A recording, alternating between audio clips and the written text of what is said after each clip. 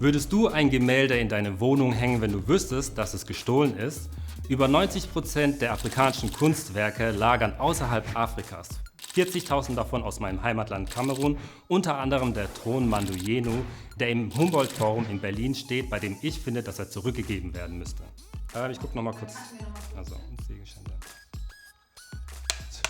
Hallo, mein Name ist Steph Jobi. Ich bin auf TikTok und Instagram unterwegs unter dem Namen Dein Bruder Steph. Da spreche ich über alles rund um Afrika, afrikanische Geschichte, afrikanische Kultur, afrikanische Nachrichten. Ich finde, in Deutschland wissen wir einfach viel zu wenig über Afrika. Deswegen ist es mein Ziel, einfach Dinge zu erklären, Geschichte zu erzählen und Zusammenhänge einfach zu erklären. Im Jahr 2022 hat Deutschland die Benin-Bronzen an den Staat Nigeria zurückgegeben. Auf dem Staatsgebiet von Nigeria war früher das Königreich Benin. 1897 wurde die Hauptstadt von Benin zerstört von den Briten. Die Benin-Bronzen wurden dann nach Europa mitgenommen und dann in die Museen in Europa verkauft. Es gibt weiterhin Diskussionen, ob und wie afrikanische Kunstgegenstände zurückgegeben werden müssen. Daher ist es wichtig, dass wir uns mit der Geschichte auseinandersetzen, um zu verstehen, was wirklich passiert ist. Der Kolonialismus hatte auch starke Auswirkungen auf Afrika und Europa. Die Europäer sammelten auf sogenannten Strafexpeditionen Kunstwerke aus Dörfern und Städten, die sie zuvor unterworfen hatten. Zwischen den Europäern entstand ein richtiger Wettkampf oder ein Konkurrenzkampf um die Kunstschätze Afrikas. Die Kunstobjekte landeten dann in Europa und in Deutschland in den Völkerkundemuseen.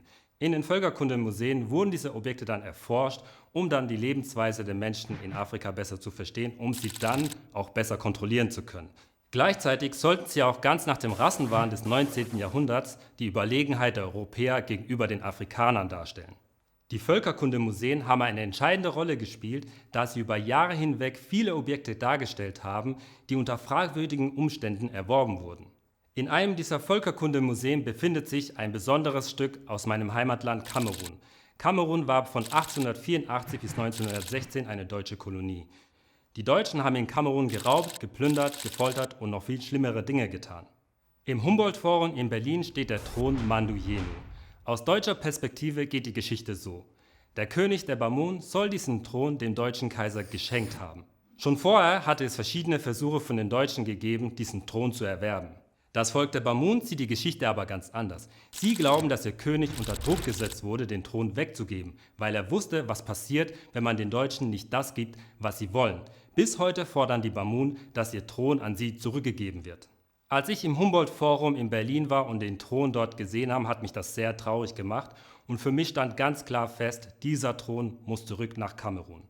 Ein Argument, das ich ganz oft auf meinem Kanal und in Gesprächen höre, ist, dass ja, wenn wir einmal etwas zurückgeben, dann kommen alle anderen und wollen auch ihre Sachen zurück. Dazu kann ich sagen, stimmt, denn auch in anderen afrikanischen Ländern wurden Sachen geraubt und die Menschen dort wollen ihre Objekte wieder zurückhaben.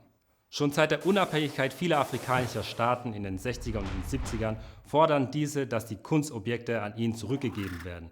Diese Kunstobjekte sind nicht einfach nur Kunstobjekte, sie sind rituelle Gegenstände, sie haben einen besonderen Wert für die Geschichte dieser Länder. Viele Afrikaner empfinden, dass ohne diese Gegenstände ein Teil ihrer Geschichte fehlt. Lange Zeit ignorierten die deutschen Museen die Forderungen aus Afrika. Sie argumentierten mit der gleichen Arroganz wie die Kolonisten, nämlich dass die Kunstgegenstände nur in Europa erhalten bleiben könnten. Es ist klar, was dahinter steckt. Eine Rückgabe der Objekte macht die Museen weniger attraktiv. Viele Museen haben ihre Einstellung geändert und es ist klar, dass nicht alle Kunstobjekte zurückgehen. Trotzdem ist es wichtig, dass man da weiter forscht und das, was geraubt wurde, zurückgibt. Und zwar wie bei den Benin-Bronzen bedingungslos. Europa möchte mit Afrika einen Partner auf Augenhöhe haben. Dazu gehört eben auch, dass wir bei der Erforschung von geraubter Kunst nicht nachlassen.